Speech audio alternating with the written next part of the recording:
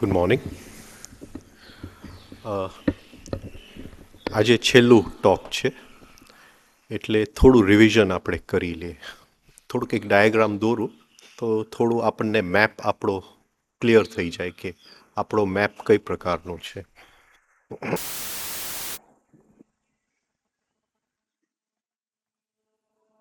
આને આપણે એસેન્સ કહીશું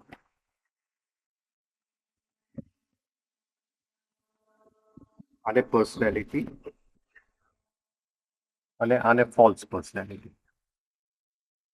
ફેમિલી પ્લાનિંગ ને ફોલ્સ પર્સનાલિટી. હવે જે ઇનકમિંગ ઇમ્પલ્સ છે, હા, personality, essence, personality, false personality. પૂછી નાખો.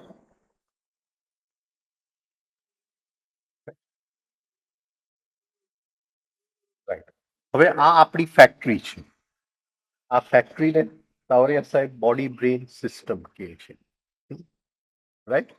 ગુરજેફ એને મશીન કહે છે. હવે આ મશીનની અંદર જે અંદર આવે છે એ ઇમ્પ્રેશન ફૂડ.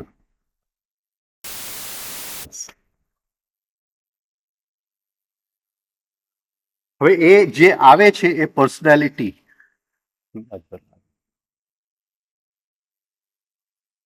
એ અંદર આવે છે અને અંદર કોન્શિયસનેસ ન હોય, ખાલી રિએક્શન જ હોય, તો એ સીધું ફોલ્સ પર્સનાલિટી ખાઈ જાય. અહીંયા સેજ પણ ફેરફાર થતું નથી. જેને જન્મ લીધું છે એ એસેન્સ એ જન્મ લીધું છે. એસેન્સ, હા, એ બને છે ગ્રહોના મટીરિયલમાંથી બને છે. આપણે જોઈ ગયા પહેલા કે આ એસેન્સ એ જન્મ લીધું છે. આ એસેન્સે જન્મ લીધું છે એટલે એને અમુક જાતની પર્સનાલિટીને આમંત્રિત કર્યું છે. ઓકે. હવે જે ફોલ્સ પર્સનાલિટીની અંદર શું છે? પિક્ચર્સ. પર્સનાલિટી, રોલ્સ, જે પાત્ર હું ભજવું છું જીવનની અંદર.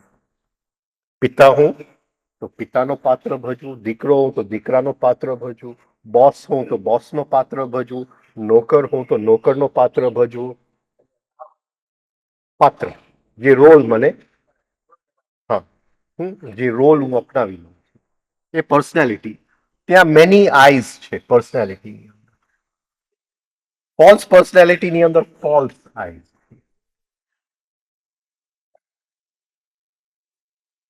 હવે મુખ્ય વાત આ ઇમ્પ્રેશન ફૂડની છે. આખી સાધના એક જ વસ્તુ ઉપર આધારિત છે. જે 5 ઇન્દ્રિયોમાંથી અંદર આવે છે એને કોણ ખાઈ જાય છે? ફોલ્સ પર્સનાલિટી ખાઈ જાય છે કે એસેન્સ માં જાય છે? જો એસેન્સમાં ન જાય તો આપણે આપણો જન્મ પૂરું કરશું. અને કારણ કે એ એસેન્સે જન્મ લીધું છે, એ જ એસેન્સ ફરીથી એને એ જ વસ્તુ કરશે, કારણ કે એની અંદર કંઈ પણ બદલાયું નથી. આ એસેન્સને તાવડિયાજી સ્ટ્રક્ચર થયું. Nothing has change. આ પકડાય છે બધાને? આ આપણું પહેલું મેપ. હવે એક એક વસ્તુની અંદર શું શું છે આપણે જોઈએ. હવે પહેલું આપણે લે ફોલ્સ પર્સનાલિટી. ફોલ્સ પર્સનાલિટી એ આપણો એ ભાગ છે જેને આપણે સેલ્ફ ઓબ્ઝર્વેશન ચાલુ કરીએ જે સાવ જુઠ્ઠાણું છે, સાવ ખોટું છે અને એને મારવો જ પડે છે, બીજો કોઈ રસ્તો જ નથી. અને એ સેલ્ફ ઓબ્ઝર્વેશન વગર જ્યાં સુધી કોન્શિયસનેસનું નથી ત્યાં સુધી એ ફોલ્સ પર્સનાલિટીને આપણે મારી નથી શકતા. એને તાવડિયાજી 248 કહે છે.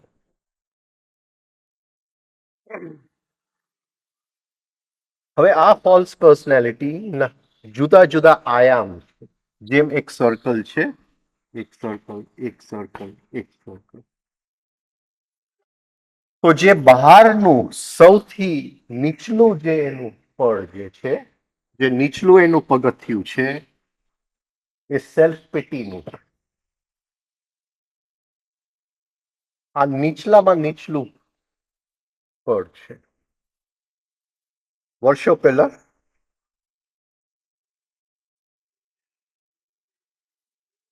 દીદીમાને ત્યાં પ્રવચન ચાલુ થાય એની પહેલા ભજન થાય. એટલે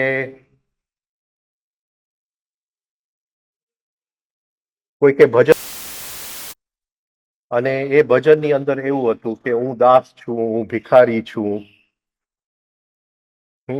અને તમે કૃપા કરો મારી ઉપર.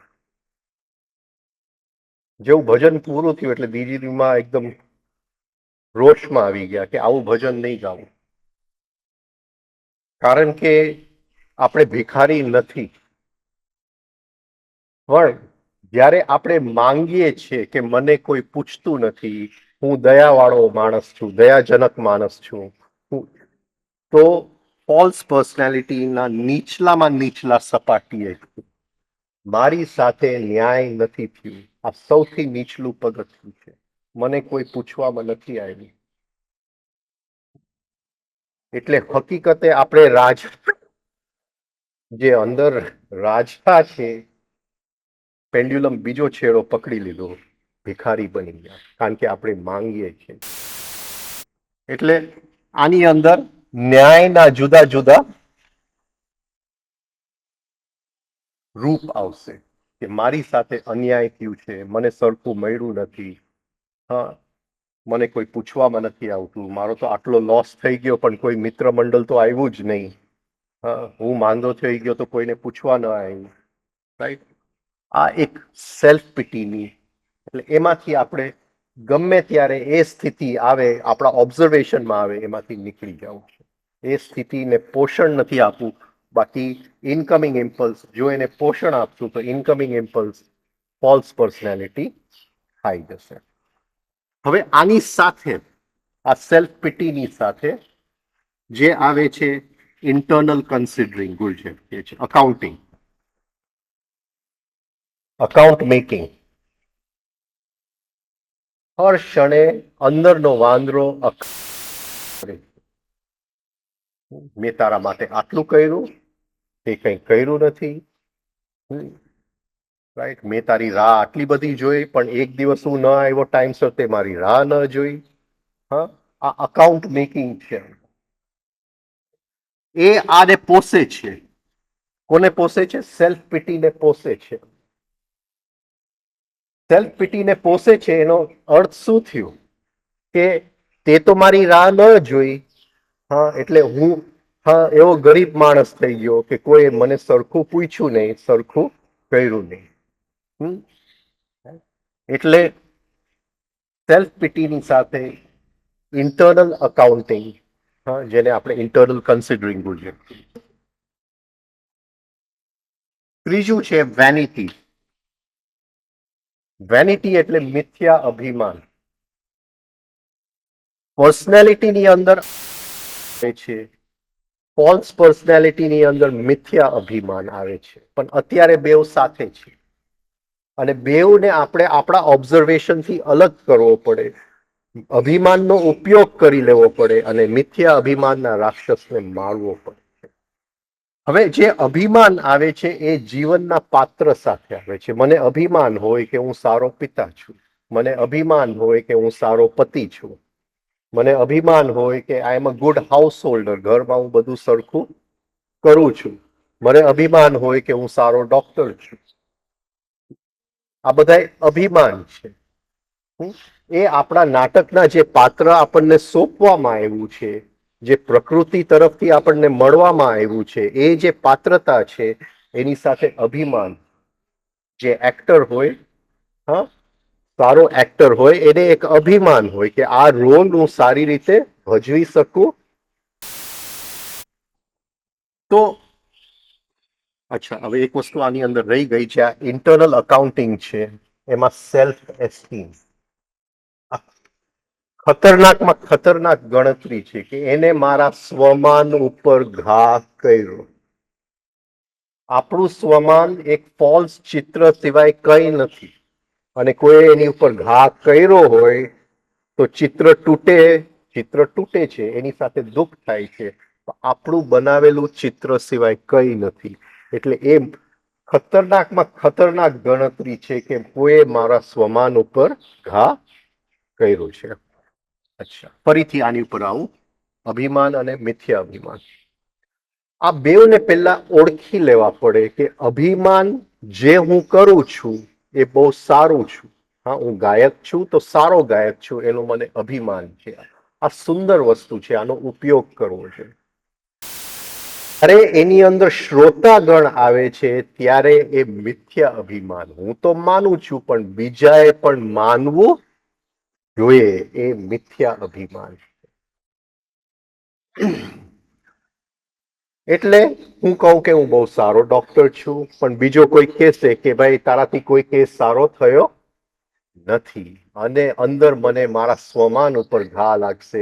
અંદર જે મેં ચિત્ર બનાવ્યું છે કે હું બહુ સારો ડોક્ટર છું, હું બહુ સારો પતિ છું, એની ઉપર જે ઘા લાગ્યો, હા, અને મારો માન જે તૂટ્યું, પિક્ચર જે તૂટ્યું, એ મિથ્યા અભિમાન છે. એની અંદર એનું લક્ષણ છે હંમેશા કોઈક બીજો હોય છે, ત્યાં શ્રોતાગણ હોય છે. અને આ બંનેને આપણે અંદર પારખી લેવા પડે. હું સારો પતિ છું એ અભિમાન છે, પણ કોઈક જો કે અને મને દુઃખ થાય, મિથ્યા અભિમાનમાં ફરી ગયું છે. એ મિથ્યા અભિમાનના રાક્ષસને ચોક્કસ મારવો પડશે. તો આ મિથ્યા અભિમાનની સાથે જુદા જુદા ચિત્ર છે, અને એની સાથે એક વસ્તુ આવે છે, સેલ્ફ જસ્ટિફિકેશન. મારી જાતને સાચું ઠેરાવવું. એ કહેશે કે ભાઈ તું ખરાબ ડોક્ટર છે, તો અંદર અભિમાન છે કે હું સાચો ડોક્ટર છું, પણ મિથ્યા અભિમાન છે એટલે ગમે તેમ એને હું સાચો ઠેરાવીશ કે નહીં, હું સારો ડોક્ટર છું. બીજાને મનાવું કે હું લેટ આવ્યો, હા, તો તરત જ કે ભાઈ હું એવો વ્યક્તિ નથી જે લેટ આવું છું, આ તો આજે જ હું લેટ આવ્યો છું, બાકી રોજ હું લેટ આવતો નથી. આપણી જાતને સાચું ઠેરાવ. અહમનું મોટા છે કે કોઈ એને ખોટું કહી શકે એ એને ગમતું નથી, એ સેજ પણ એને ગમતું નથી. હા, એટલે ત્યાં જસ્ટિફિકેશન આવે, આપણે આપણી જાતને સાચું ઠેરાવા જાય. કાવડિયાજીનો એક વાક્ય છે, નેવર ડિફેન્ડ યોર સેલ્ફ. કોઈ દિવસ પોતાનો રક્ષણ કરવું નહીં. Late your life speak four it self. તમારું જીવન જ તમારું રક્ષણ છે. પણ આપણે હર ક્ષણે આપણે જે કરેલું હોય એનું રક્ષણ કરવા જાય. આમ થયું, ભલે આમ થઈ ગયું, પણ હું દર વખતે એવું નથી કરતો, આ વખતે હવે બીજી વખત સરખું કરી લઈશ, પણ એને જસ્ટિફિકેશનની સાધનામાં જગ્યા નથી. આપણી જાતને સાચો ઠેરાવો. સી, બે વસ્તુ છે. સેલ્ફ ઓબ્ઝર્વેશન છે એ ખાલી અંદર જોવાની વાત નથી, એ બીજાને પણ જોવાની વાત છે. જ્યારે આ વસ્તુ બીજાની અંદર ઉત્પન્ન થાય છે તો બે વસ્તુ બને છે, એની સ્થિતિનો ખ્યાલ આવે છે અને એ જ વસ્તુ આપણી અંદર ક્યાં છે એનો ખબર પડે છે. રાઈટ? એટલે સેલ્ફ એસ્ટીમ એટલે ગુજરાતીમાં આપણે કહેશું આને માઠું લાગવું. માઠું લાગવું. અને જસ્ટિફિકેશન પોતાની જાતને સાચું ઠેરાવવું. તો આ જે આપણી અંદર આટલું જે પડ્યું છે એ ટોટલી આપણો ફોલ્સ ભાગ. અને એ આપણે આપણી અંદર જોવાનું છે કે એ બધું અંદર પડ્યું છે કે કેમ. એ જો હજી અંદર પડ્યું હોય તો એની સાથે આપણે કામ કરવું પડે અને જલ્દી કામ કરવું પડે. કારણ કે હજી આપણે ફોલ્સની અંદર ફસાયા છે, જુઠ્ઠાણામાં. આ વારી ઘડીએ એક પછી એક અંદર આવ્યા જ કરશે. અને એ જેવું અંદર આવે એટલું જ સમજજો કે હજી ક્યાંક પડેલું હતું એ નીકળી આવ્યું છે. હા, એમાંથી મને મુક્તિ જોઈએ છે. આમાં કોઈ કઈ એડ કરવું છે, પૂછવું છે આ બાબતમાં? આ ફોલ્સ આપણો ભાગ ટોટલી. સ્વાભિમાન શબ્દ સ્વનો બોધ વગર સ્વાભિમાન ક્યાંથી આવે? અસ્મિતા છે. સ્વનો બોધ ન હોય ત્યાં સુધી. હવે આ બેઉને આપણે અલગ કેમ કરશું? અભિમાન અને મિથ્યા અભિમાન, એ બંનેને અલગ કેમ કરશું? તો એના થોડા લક્ષણ આપણે જાણીએ. ઘણી વાર અભિમાન અને મિથ્યા અભિમાન સાથે ચાલતા હોય અને ઘણી વાર ઉલટી દિશા. જ્યારે ઉલટી દિશામાં ચાલતા હોય એ મોકો છે બેવની સંવેદના અલગ પાડવાની. મેં નવા કપડા લીધા તો એનું મને ગર્વ હોય, અભિમાન હોય. પણ એ કપડા પહેરીને હું જો બીજા બધાને જોઉં છું કે કોણ કોણ મારી તરફ જોઈ રહ્યા છે, તો એ મિથ્યા અભિમાન. હવે આ બેવ સંવેદના અલગ જો આપણે કરી શકશું તો અભિમાનની સાધનાની અંદર સ્વાભિમાન, હા, હું કરી શકું છું, એની બહુ જ ઉપયોગ છે. અને મિથ્યા અભિમાનને મારી નાખો. એટલે આ બેવને આપણે અલગ પાડવા પડશે આપણી અંદર. મિથ્યા શું છે અને સ્વાભિમાન શું છે? સ્વાભિમાન કિંમતી ચીજ છે, પણ જેવું બીજાની સામે વ્યક્ત કરવા ગયો, બચાવવા ગયો, તો એ સ્વાભિમાન નથી રહેતું, એ મિથ્યા અભિમાન બની જાય. આટલું.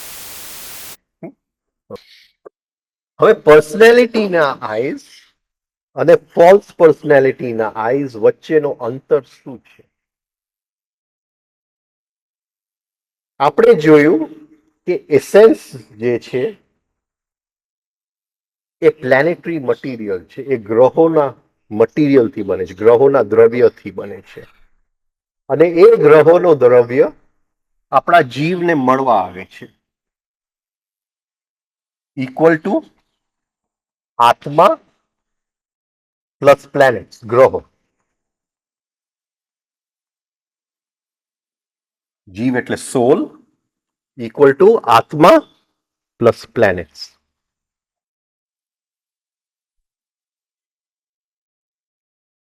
ગુરજેફ કહે છે કે જીવ સૂર્યમાંથી આવે છે. જીવ જે છે એ ગ્રહોમાંથી આવે છે, મેગ્નેટિઝમ ગ્રહોમાંથી આવે છે.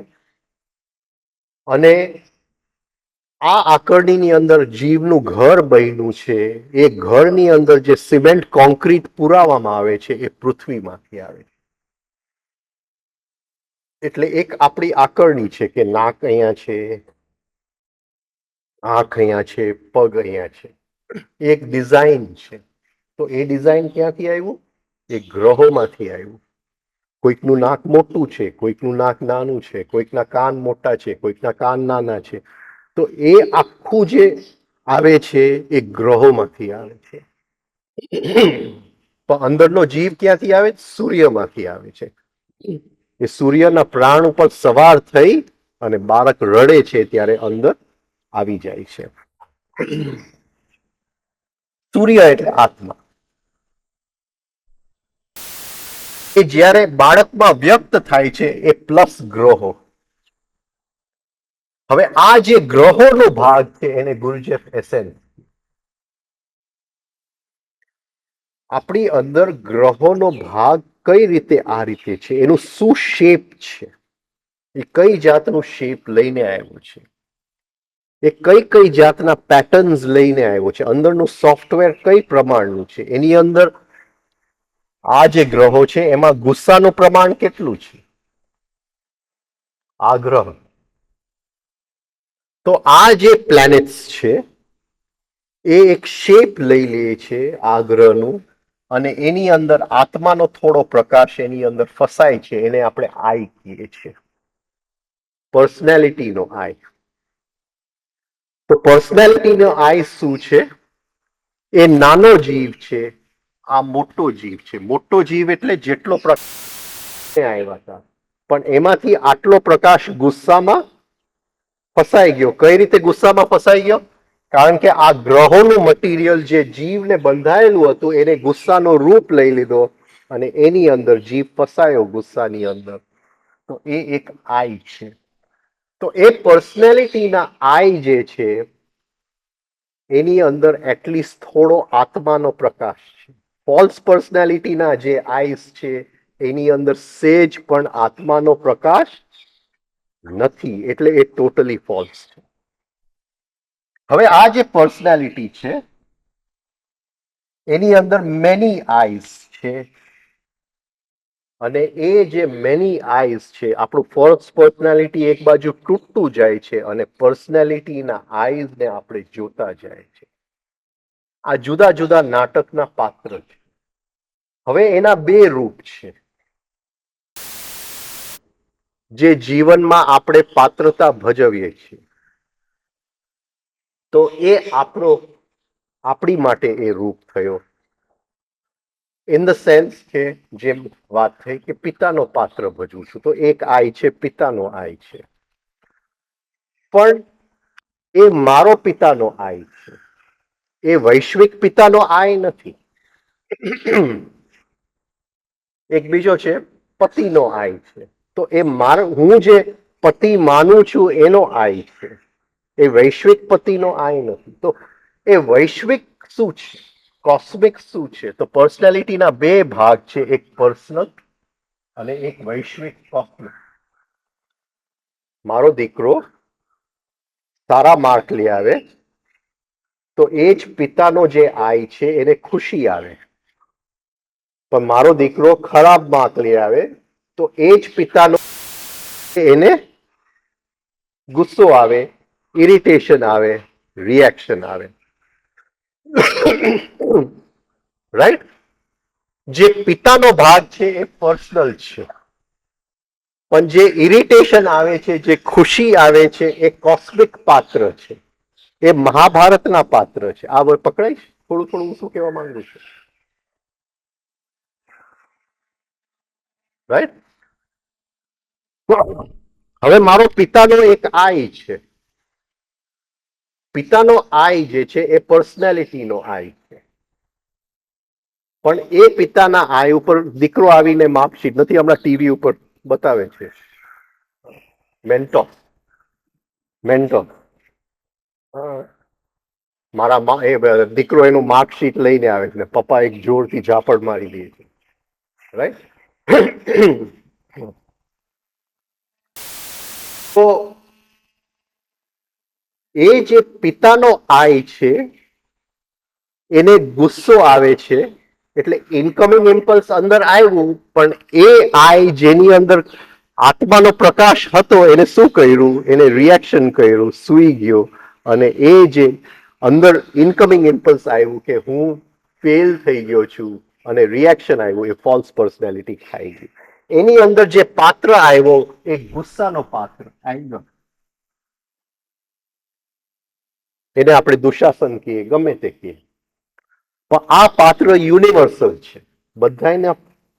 બધાની અંદર એક પોતાના પિતાનો આઈ છે, પણ એની સાથે આ જે દુશાસન જોડાય છે એ યુનિવર્સલ બધાની અંદર.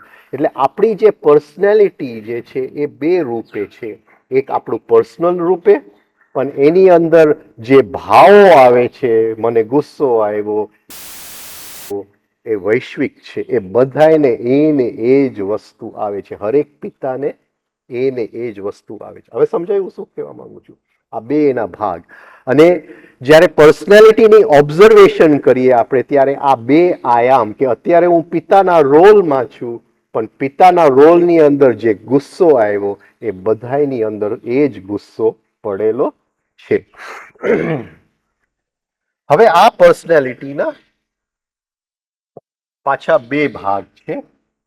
એક જે મારા ઓબ્ઝર્વેશનમાં આવે છે અને બીજું જે ઓબ્ઝર્વેશનમાં નથી આવતું. અને આ જે નથી આવતું એ બહુ મોટો ભાગ છે. જેવો કે આપણને કોઈક વ્યક્તિ મળી જાય અને એ આપણી જોડે સરખો વ્યવહાર ન, તો આપણા અંદરનો એક આય કહેશે હા કે એને મારી જેલસી છે.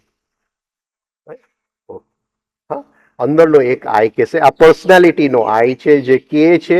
એને થોડોક દ્રષ્ટિ આવી, એને થોડું દેખાયું એટલે એ કહે છે કે એ ભાઈ જે છે એ મારી સાથે જે આ વ્યવહાર કરે છે એને મારી ઉપર થોડી જેલસી છે. પણ જે નોન ઓબ્ઝર્વેબલ ભાગ છે એની અંદર આપણને ખ્યાલ પણ નથી કે જ્યારે કોઈકને આપણી જેલેસી આવે છે ત્યારે આપણી અંદર એક જે ગહેરાઈનો ભાગ છે એ રસ લઈ રહ્યું છે. એને અંદર કઈક જાતનો આનંદ આવે છે કે ઓલા વ્યક્તિને મારી જેલેસી આ સમજાય છે શું કહેવા માંગુ છું? હવે આ આપણા ઓબ્ઝર્વેશનમાં આવી ગયું કે જો એને એટલે અંદર મેં મારા અહમે કંઈક કર્યું હશે કે એને જેલસી આવ્યું એટલું આપણા ઓબ્ઝર્વેશન. અંદર આનો હું રસ લઈ રહ્યો છું, આનું મીઠાઈ ખાઈ રહ્યો છું, એ આપણને ખ્યાલ નહીં આવે. એ આપણા અનકોન્શિયસ ભાગમાં આવશે. તો એવા ઘણા નેગેટિવ ઇમોશન્સ છે જેમાં આપણને રસ મળે છે. અને કારણ કે રસ એસેન્સનો ખોરાક છે. રસ જીવનો ખોરાક છે. એટલે રસ સીધો એસેન્સમાં જાય છે. એટલે જ્યારે નેગેટિવ રસ આવે છે ત્યારે ઇસેન્સનું જે ક્રિસ્ટલાઇઝેશન છે, ઇસેન્સની જે આકરણી છે, જીવની ઉપર જે આ પ્લેનેટરી મટીરિયલ જે છે એ એક નેગેટિવ આકરણી લઈ લે છે. એને ગુરજેફ રોંગ ક્રિસ્ટલાઇઝેશન. જેવું કે એક ભાગ તો બહુ કમાતો હતો, બહુ કમાતો હતો, અને એક દિવસ પડ્યો અને આપણને અંદર એક રસ આવે છે કે જો આ પડ્યો, પણ આપણને ખ્યાલ જ નથી કે એ જે રસ અંદર આવે છે એ જીવને એક નેગેટિવ ક્રિસ્ટલાઇઝેશન કરે છે. એક નેગેટિવ સંસ્કાર એવો મજબૂત જીવ ઉપર બનાવે છે કે પછી એને તોડવો મુશ્કેલ પડે છે. આ આપણા સેલ્ફ ઓબ્ઝર્વેશનની થોડીક નીચલા લેવલમાં છે. પણ જ્યારે આપણે બીજાને ઓબ્ઝર્વ કરીએ છીએ તો ઘણી વાર આ રસ બીજામાં દેખાતું હોય છે. તો એ થોડું ઈઝી પડશે કે કઈ જાતનું પોસ્ચર, કઈ જાતની મુદ્રા આ રસ સાથે કનેક્ટેડ છે એ આપણા ઓબ્ઝર્વેશનમાં આવશે. તો ધીમે ધીમે આપણા અનકોન્શિયસ માઇન્ડની અંદર, ડીપ અનકોન્શિયસ, જ્યાં ટોટલ અંધકાર છે, આ રસનો એક દોરી લઈને આપણે શકશું કે કઈ કઈ વસ્તુઓમાં મને નેગેટિવ રસ આવે છે. સપોઝિંગ તમે મને આવીને કહો કે ભાઈ તારો આ મિત્ર છે એને આટલો લોસ થઈ ગયો. હવે મારી અંદર કેટલા વર્ષોની મને જેલેસી છે કે એ મિત્ર મારો કમાતો જ જાય છે, કમાતો જ જાય છે, ને હું તો ત્યાં ને ત્યાં જ છું. રાઈટ? તો એ જેવું તમે મને આપો છો, હું હા આમ તમને કહીશ અરે બહુ ખોટું થયું, પણ તમને થોડુંક જ મારા હોઠ ઉપર થોડોક જો સલાઈવા દેખાઈ ગયું તો તમને ખ્યાલ આવશે કે જો એને રસ લઈ લીધો. હોઠ ઉપર થોડું જો થૂક તમને દેખાઈ ગયું કે જીભની થોડી આકરણી, આ એક અંદરના રસ લેવાના થોડા મુદ્રાઓ છે. હા, બીજું આપણે જોઈએ.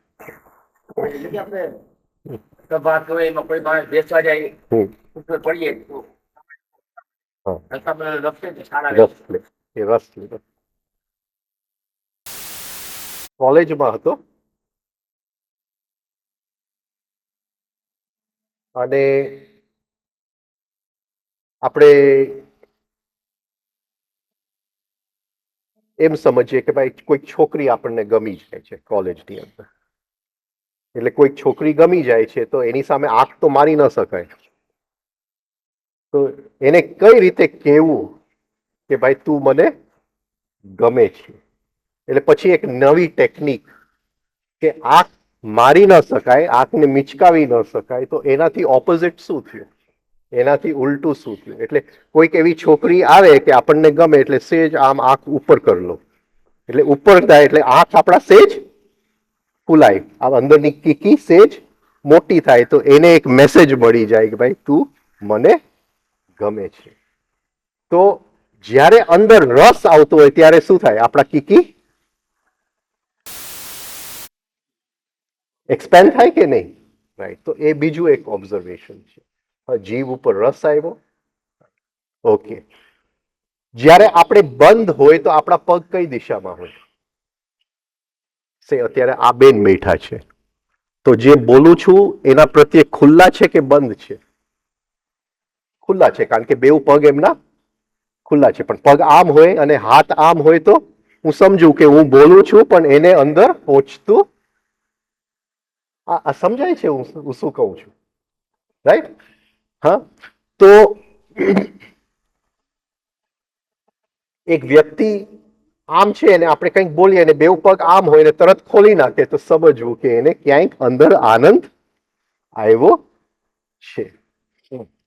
એક વ્યક્તિ સ્ટ્રેટ ઊભો હોય અને આપણે કંઈક કહે અને આમ નમે આપણા તરફ, તો સમજવું કે એને એમાં રસ મુદ્રાઓ છે. આ મુદ્રાઓ બહુ કિંમતી છે. આ શું કામ કિંમતી છે? કારણ કે આપણા એસેન્સની સાથે કનેક્ટેડ છે મુદ્રાઓ. એસેન્સને બહુ દૂરની વાત છે, આપણો જીવ બહુ દૂરની વાત છે, એને સમજવું બહુ મુશ્કેલ છે. પણ આપણે હું હાથના મુદ્રાની અંદર જે મુદ્રા આપણે લેતા હોય એ મુદ્રાની અંદર આપણે આપણા જીવને સમજી શકીએ.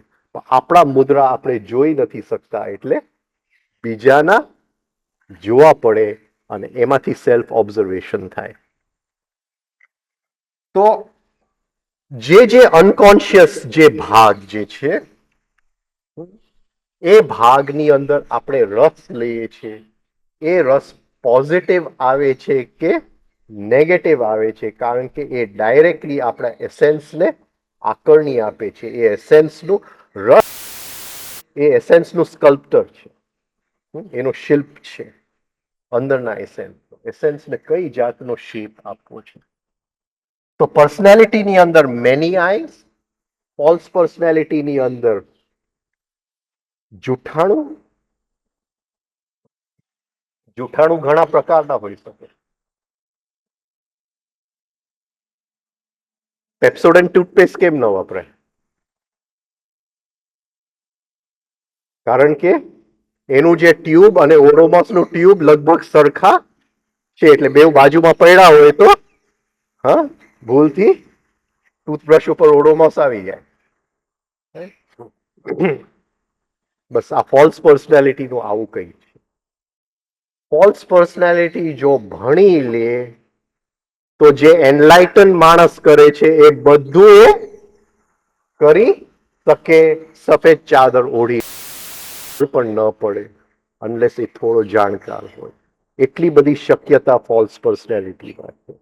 હવે એક વસ્તુ જે રહી ગયું છે મારે કેવું હતું કે એ પર્સનાલિટીના આપણે બે ભાગ પાડ્યા. એક જે ઓબ્ઝર્વેશનમાં આવે છે અને એક જે ઓબ્ઝર્વેશનમાં નથી આવતું. અને એ ઓબ્ઝર્વેશનમાં નથી આવતું, વર્ષો લાગી જાય છે એની સાથે કામ કરતા કરતા. હવે આજે જે બે વાર્તા લીધી છે એ ભાગની છે જે ઓબ્ઝર્વેશનમાં આવતું નથી. એ વાર્તાની અંદર આ થોડું મને એમ થયું કે મેપ આપણે ક્લિયર કરી. અત્યારે તો આપણી પાસે હોમવર્ક ઘણો છે, ફોલ્સને મારવાનો છે. એટલે એની અંદર હોમવર્ક ઘણો બધો આવી જાય છે આપણને. હવે આપણો એક આખો ભાગ જે છે એ અંધકારનો ભાગ છે. કોન્શિયસ માઇન્ડ કહેવામાં આવે છે. Conscious mind, subconscious mind, unconscious mind. એની માટે ઓશો બહુ સુંદર એક દાખલો આપે છે કે આ ત્રણ માઇન્ડને કઈ રીતે સમજવું. ઓશો કહે છે કે એક ભાઈ એની ગાડીના અંદર બેઠો છે, પાર્કિંગ લોટમાં બેઠો છે. સામે એક મોટું ડિપાર્ટમેન્ટ સ્ટોર છે અને એ ડિપાર્ટમેન્ટ સ્ટોરમાંથી એક સુંદર છોકરી બહાર નીકળે છે. એ સુંદર છોકરી બહાર નીકળે છે એટલે એ જેવું દૂરથી જોઈએ છે, ગોગલ્સ પહેરેલી હોય છે, first class latest pant shirt પહેર્યા હોય. હા,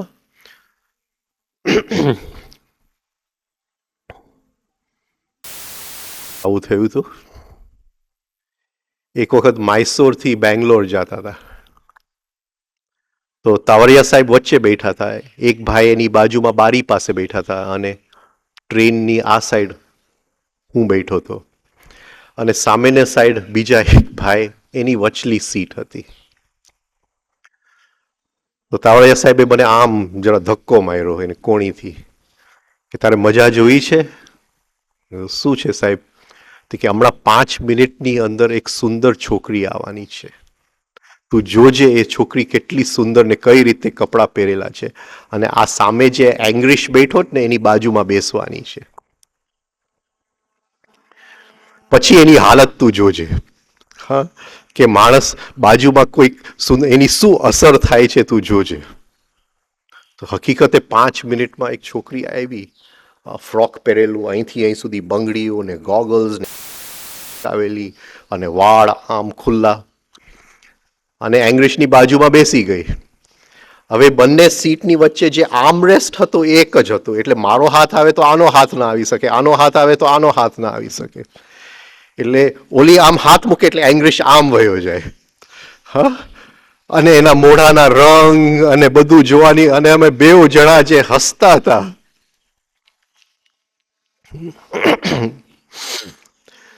તો ઓશો કહે છે કે એક સામે ડિપાર્ટમેન્ટ સ્ટોર છે અને એમાંથી આ સુંદર સ્ત્રી બહાર નીકળી અને જે ગાડીમાં બેઠો છે એ જેવું એને જોઈએ છે, પહેલા કનેક્શન અનકોન્શિયસ માઇન્ડ સાથે થાય છે અને તરત જ સેક્સની વાસના આવી જાય છે અંદર. એક અટ્રેક્શન, એક ખેંચાણ. પછી એ સ્ત્રી ધીમે ધીમે આગળ, અને જેવું એ આગળ આવે છે ઓલા ભાઈને ભાન થાય છે, અરે આ તો મારી બેન છે. તો એ સેક્સની જે ઈચ્છા છે એ ગાયબ થઈ જાય છે અને એની સાથે એ બેન ને ભાઈ તરીકે એ વ્યવહાર કરે છે. તો ઓશો કહે છે કે જે અંદર સેક્સની ઈચ્છા થઈ એ અનકોન્શિયસ માઇન્ડ, એ પ્રાણીઓ સાથે આપણે એને શેર કરીએ છીએ. એક સિંહને પડી નથી કે આ મારી બેન છે કે મારી દીકરી છે, પણ મનુષ્યની અંદર સબકોન્શિયસ માઇન્ડ, મનુષ્યને આ સહન ન થાય, પ્રકૃતિ સહન ન થાય, એટલે હજારો વર્ષથી એ પ્રકૃતિને ટ્રેન કરવાની એને કોશિશ કરી છે, એને એજ્યુકેટ કરવાની કોશિશ કરી છે, એને એક શું છે કન્ડિશન કરવાની કોશિશ કરી છે કે આને તો બેન કહેવાય, આને તો ભાઈ, એને સંસ્કૃતિ કહેવામાં આવે. તો એ અને કોન્શિયસ માઇન્ડ જે એને વ્યવહાર કર્યો એની સાથે, આ ત્રણ માઇન્ડ આપણી અંદર છે. તો આપણે જે હવે કોન્શિયસનેસ, એક વખત ફોલ્સ પર્સનાલિટી ગયું, તો કોન્શિયસનેસ જે જગ્યાએ લઈ જવું છે એ અનકોન્શિયસ માઇન્ડની અંદર, જ્યાં પ્રકૃતિ એના શું કહેવાય એના ઓરિજિનલ રૂપમાં પડેલી છે. એ ખતરનાક જગ્યા છે. પણ હવે કોન્શિયસનેસનું કિરણ ત્યાં અંદર લઈ જવું પડશે અને જેવું અંદર પ્રકાશ આવતું જાય છે, પ્રકૃતિ પોતાના નિયમો બદલાવતી જાય છે. જાણે શિવ અંદર આવી ગયો અને શક્તિને એમ થાય છે કે શિવ આવી ગયું અને હું એના શરણે જાઉં. તો હજારો અને કરોડો વર્ષનું જે એજ્યુકેશન ન કરી શક્યું, જે કન્ડિશનિંગ ન કરી શક્યું, જે એ અંદર ઈચ્છા વાસના પડેલી જ હતી, અંદર પ્રકાશ આવે છે, એ હજારો વર્ષનું અંધકાર જે કોશિશ છે એ એક બાજુએ રહી જાય છે અને અંદરની બધી શક્તિઓ શિવના શરણે આવે છે, કારણ કે પ્રકાશ શિવ છે. તો આ અનકોન્શિયસ માઇન્ડ, તો મહાભારતની અંદર ઘણી બધી વાર્તાઓ છે આ અનકોન્શિયસ માઇન્ડની. એ થોડી એક વાર્તા આપણે આજે લઈ લઈએ. એક ગુરુ હતા, એનું નામ હતું આપોધૌમ્ય. ધૌમ્ય એટલે ધુમ્મસ, આપોધૌમ્ય. એની આ 3 શિષ્યની વાર્તા છે. એમાં એક શિષ્યની વાર્તા, પહેલો જે શિષ્ય હતો એ પાંચાલ પ્રદેશનો હતો, એનું નામ હતું અરુણી. એની વાર્તા નાની છે કે એક દિવસ અરુણીને કીધું કે અહીંયા એક ડેમ છે, એ ડેમમાંથી ખેતરમાં પાણી જે છે એ વેસ્ટ થઈ જાય છે, એ ડેમમાંથી લીકેજ થઈ જાય છે, તો તારું આજનું કામ છે એ લીકેજ બંધ કરવાનું. તો એ શિષ્યએ આખો દિવસ મહેનત કરી, પાડી બાંધી, આ કર્યું, પણ એ ડેમમાંથી જે લીકેજ જાતું નહોતું એ બંધ ન થયું. એટલે ત્યાં એ જે લીક થતું હતું એની ઉપર એ સૂઈ ગયો પોતે. ગુરુ સાંજ પડી, શિષ્ય આવ્યો નહોતો અને એને શોધવા નીકળી પડ્યો. એને અવાજ કરતા કરતા એ ડેમ પાસે પહોંચ્યા અને એને અવાજ આપ્યો શિષ્યએ કે હું અહીંયા છું. અને ગુરુએ જોયું કે ડેમ એનાથી બંધાયું નહીં, તો એ બરાબર ત્યાં સૂઈ ગયો છે અને લીકેજ બંધ કર્યું છે. ગુરુ એને કીધું કે સાથે થઈ ગયું છે, આજથી તારું નામ ઉદ્દાલક છે. ઉદ્દાલક એટલે ઉદ એટલે પાણી, અને જેને પાણી કૂદી લીધું, જેને ભાવ પ્રદેશમાં હાયર ઇમોશન જાગી ગયા, પાણી એટલે ભાવ પ્રદેશ, અને જેને કૂદી લીધું હાયર ઇમોશન જાગી ગયા. અને એ શિષ્યને રજા આપી દીધી. બીજો શિષ્ય હતો, બીજા શિષ્યનું નામ ઉપમન્યુ હતું. અને ઉપમન્યુને ગુરુએ કીધું કે તું ગાયોનું ચરાવવા લઈ જા. તો આખો દિવસ ગાય એટલે ઇન્દ્રિયો, હા, ગાયને ચરાવવા લઈ જાય, સાંજે આવે, આશ્રમમાં આવે અને ગુરુને પ્રણામ કરે. ગુરુ એને કોઈ ખાવાનું આપતા નહોતા. અને એક દિવસ એને પૂછ્યું કે હું કંઈ ખાવાનું તને આપતો નથી અને છતાંય તું આટલો રૂષ્ટપુષ્ટ કેમ છે? તો એ કહે છે કે હું ભિક્ષા માંગીને ખાઈ લઉં છું. તો ગુરુ કહે છે કે ભિક્ષા તું માંગે તો પહેલા ભિક્ષા મને આપી દેવું પડે તારે, પછી તું ખાઈ શકે. થોડો વખત થયો તો ગુરુએ જોયો કે હજી રૂષ્ટપુષ્ટ છે. કે તું ખાય છે શું? તારી ભિક્ષા તો હું લઈ લઉં છું, તો તું ખાય છે શું? તો એ કહે છે કે તમે ભિક્ષા લઈ લ્યો છો, પછી હું ફરીથી ભિક્ષા માંગી આવું છું. તો કે ફરીથી ભિક્ષા ન મંગાય. આ તો લોકો જે પોતાના પેટ ભરવા માટે છે એમાંથી આપણને ભિક્ષા આપે છે. તો એ લોકો જે પેટ ભરવા માટે રાખ્યું છે ભિક્ષા માંગે એ બરાબર નથી. હવે તું એનું ખાવાનું ખાઈ જાય છે. હજી એ રૂષ્ટપુષ્ટ હતો. તો ગુરુએ પૂછ્યું ફરીથી, તું કેમ રૂષ્ટપુષ્ટ છે? તો કે ગાયનું દૂધ હું પી લઉં છું.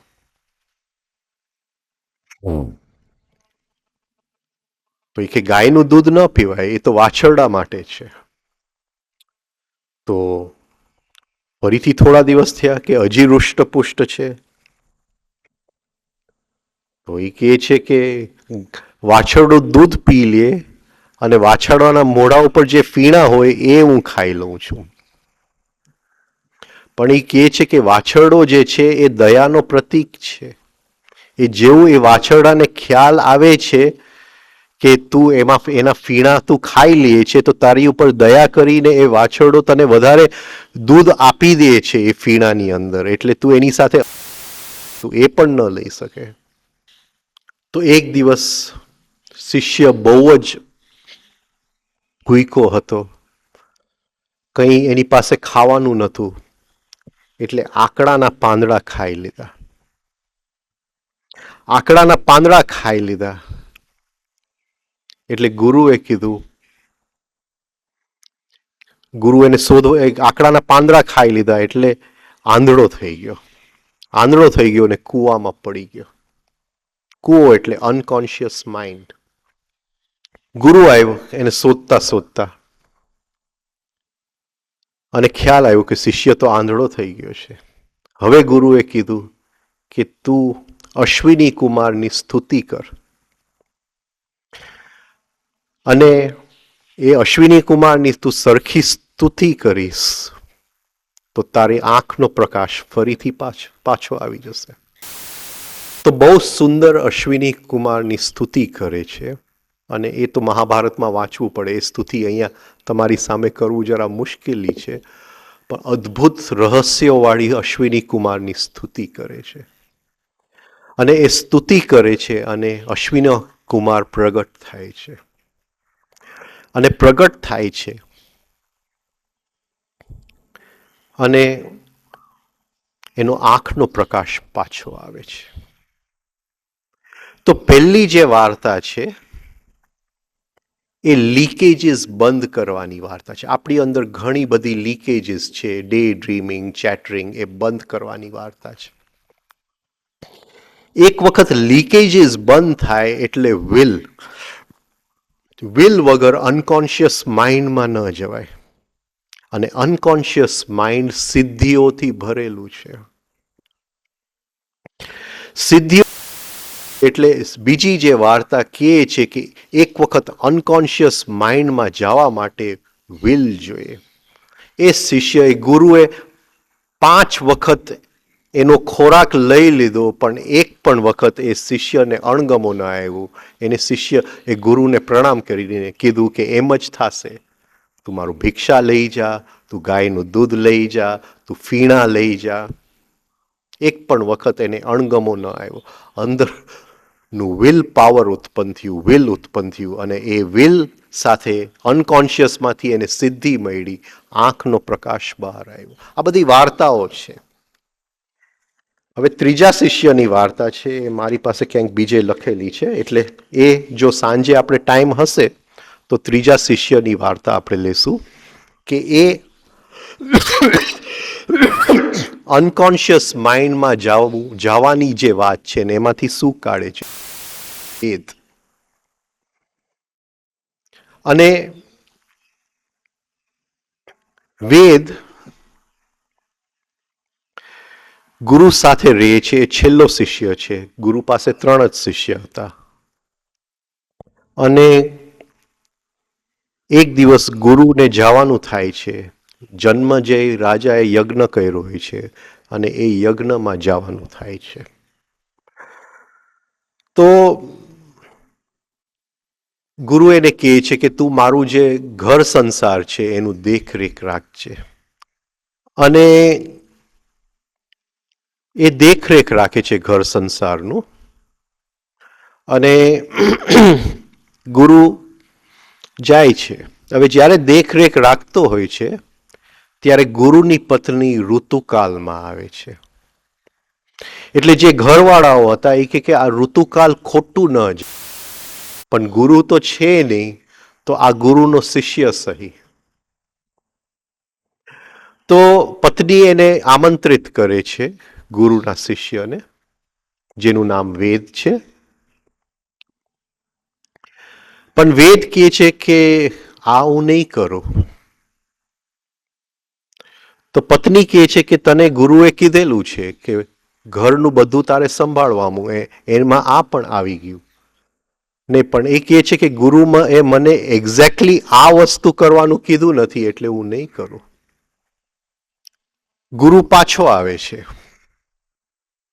યજ્ઞમાંથી, બધી વાત જાણે છે અને શિષ્યને બોલાવીને કહે છે કે તારી અંદર હવે વિલ ખૂબ છે અને જે ન કરવાનું અને કરવાનું એ તારી અંદર એ પ્રકાશ જાગી ગયો છે, એ વિવેક આવી ગયું છે. એટલે હવે તું અહીંથી છૂટો, મારે જે કામ તારી સાથે કરવાનું હતું એ થઈ ગયું, તું તારા હવે શિષ્ય ભેગા કર અને તારું આશ્રમ ચાલુ કર. પણ શિષ્ય કહે છે કે જાતા પહેલા મારે ગુરુ દક્ષિણા તો આપવું જ પડે. તો મને કંઈક કહો કે ગુરુ દક્ષિણા કેમ આપવું? તો ગુરુ કહે છે કે એ હું નક્કી નહીં કરું, તું મારી પત્ની પાસે જા અને એ જે દક્ષિણા કે એ તું લઈ આવીને એને આપ. તો પત્ની એને કહે છે કે મારે એક યજ્ઞ કરવું છે અને એ યજ્ઞ માટે મારે 2 કુંડલની જરૂર છે, ઇયરિંગ્સની જરૂર છે. આ ઇયરિંગ્સ આ રાજા પાસે છે. તું એ રાજા પાસે એ ઇયરિંગ્સ, એ 2 કુંડલ ભિક્ષા રૂપે અને મારા યજ્ઞના સમય પહેલા તું અહીંયા પહોંચી જા અને મને આપી દે. તો સાંજે આપણે એ વાર્તા લેશું કે એ 2 કુંડલ લેવા જાય છે, શું શું રસ્તામાં થાય છે અને એમાંથી કેમ નીકળી આવે છે અને એ કુંડલ એના ગુરુને પત્નીને કેમ પહોંચાડે છે. એ આખી અનકોન્શિયસ માઇન્ડની વાર્તા છે.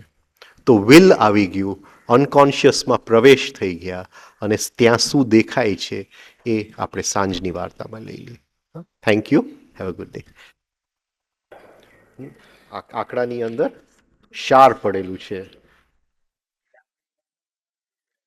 ખારું, તીખું, કડવું, લુખું એટલે શબ્દ, સ્પર્શ, રૂપ અને ગંધ.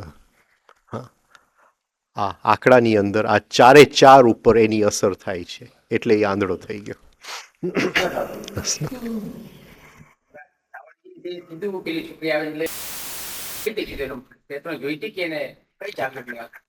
એ આપણા માટે બહુ દૂર.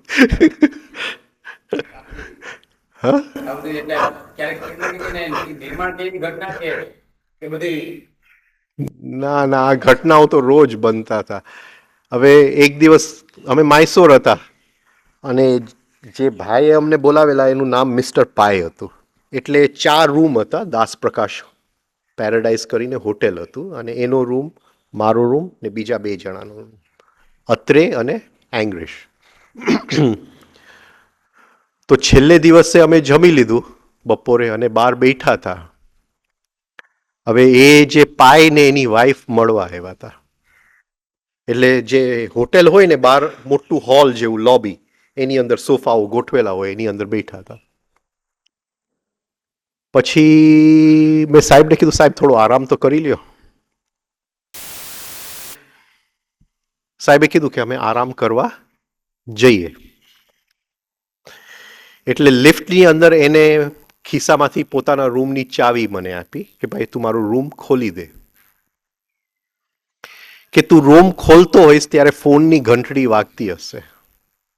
તું ફોન ઉપાડીશ તો ઓલા જે ભાઈ પાઈ છે ને એ નીચે જ છે, જેને આપણે છોડ્યા છે એ જ હશે ફોન પર.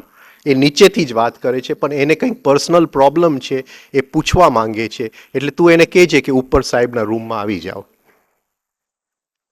હવે અહીંયા હું બારું ખોલું છું, ફોનની ઘંટડી વાગે છે, એ ઉપાડું છું અને ઓલા ભાઈને કહું છું. હવે આ કઈ રીતે એને જોયું, શું જોયું? હા, આ એની વાત હતી. આપણે હવે અનકોન્શિયસમાં પ્રવેશ કરવાની થોડી કોશિશ કરીએ.